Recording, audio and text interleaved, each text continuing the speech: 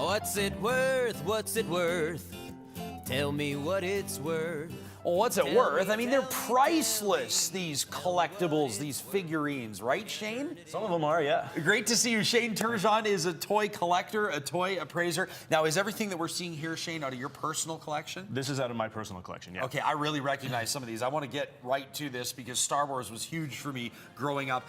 People are going to want to know, hey, if I've hung on to this forever, taking good care of it, or we just found it in the attic, how much is this thing worth? Yeah, I mean, that's what everyone kind of wants to know. And, you know, a lot of people think just because it's got Star Wars on it that it's going to be worth a lot of money, or that it's old that it's going to be worth a lot of money. But there's a lot of factors that go into, you know, something actually having and retaining some value. Okay, so what makes it valuable? Obviously, if it's in good shape. Yeah, you know, and still in the original packaging is really the most, you know, the especially important thing, because they weren't meant to be kept in their boxes. So if they're still in the original packaging, they're going to be worth a lot more than if they're loose and they're played with. But if they're loose and they're in good shape and they've got their weapons and their accessories, then stuff is still worth a little bit of money. I've never really got that. I mean, I don't know how people have the discipline. Like, look at this here, for example, Mr. T. I mean, the A-Team, obviously something like that, it's worth way more in the packaging now, but this has taken major discipline for you.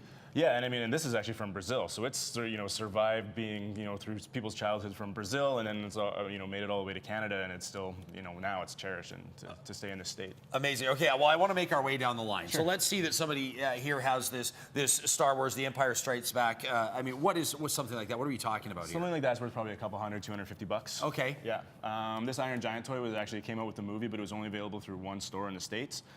This actually is worth about $200 or $300 as well. Really? This Kenner Alien came out with the movie, but you know, Kenner was grabbing up all the space licenses after Star Wars, and they didn't realize that Alien was more of a horror movie than like a kid's sci-fi movie. So they put this toy out, and then they kind of realized, oh, the market's not really that for kids.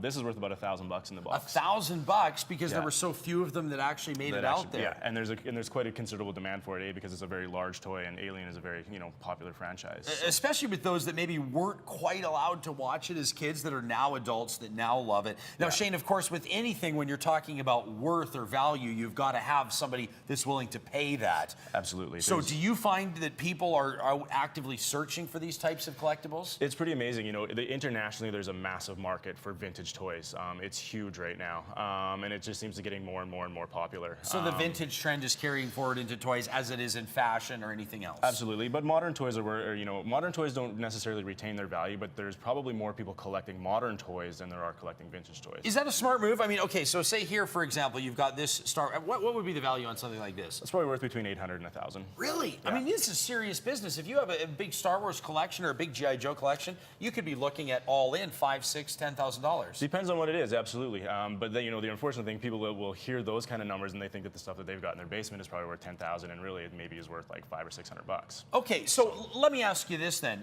People are watching this and going, oh man, I mean, some people probably threw an Alien figurine out, or they put them all in a Rubbermaid bin at a garage sale. You've heard it all, I'm sure. Yeah. So if you want to start now, what are the smart ones to get into now? I have a bunch of Todd McFarlane NHL figurines. Are those worth anything? Not a whole lot. Probably you know, not. That modern stuff, like I said, doesn't really retain its value. Once something is manufactured to be a collectible, it inherently loses its collectability.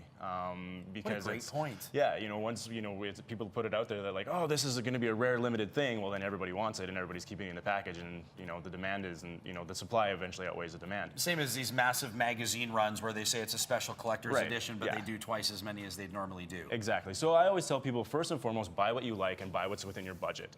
If you don't understand what you're getting into, first and foremost, do research, do homework. Don't think about it as an investment, first and foremost. Think about it as what you would get a kick out of having on your shelf. Every once in a while, you got to fluke out, right? I mean, for sure. It's not always strategic. Sometimes you just get lucky. Yeah, and you know, like there's a lot of things where I've gotten great deals on, and there's a lot of stuff I've overpaid on just because I want that piece that bad. And that's what toys are all about. Yeah, it's all about fun. Good to see you, Shane. Thanks for coming in. You can find out more about what Shane does by checking out the Inside BT link at breakfasttelevision.ca. That's where you can find him, get in touch.